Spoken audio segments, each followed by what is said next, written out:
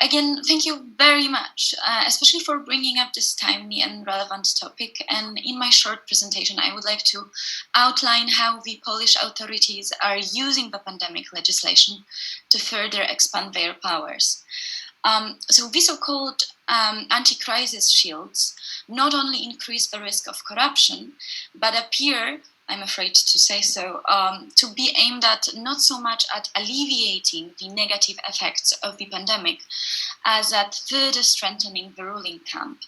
And this is a conclusion confirmed by, among others, an analysis by the Polish Batory Foundation that I highly recommend here. First, for several months, Polish citizens, including journalists, couldn't exercise their right to access public information and hence conduct oversight and respond to potential abuse and neglect.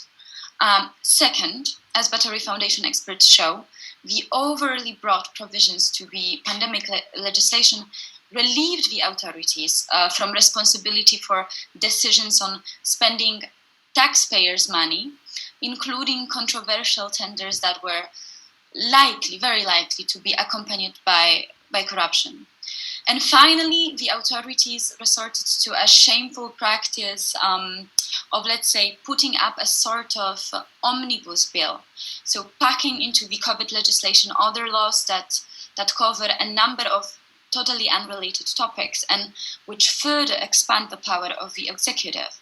Most outrageously, I would say, the anti-crisis shields contain regulations allowing for making redundancies in government administration, and this is expected to allow the Polish authorities, the current ruling camp, conduct yet another personal purge, which will mean getting rid of really the last independent and professional clerks.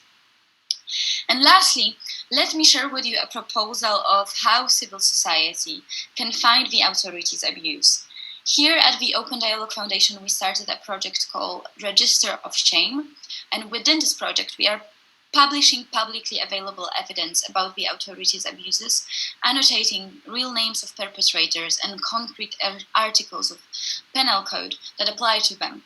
And of course, the project itself has a wider scope than conducting oversight over corrupt lawmaking and addresses the issue of lack of accountability on the part of politicians at large. It still includes cases like that of the former Minister of Health who, among other suspicious deals, bought respirators at an inflated price from an arms dealer. And it is also important to note that this is a project that is implemented in the context of the government switching off official, or let's say switching off the majority of official channels of civil scrutiny and check and balance mechanism.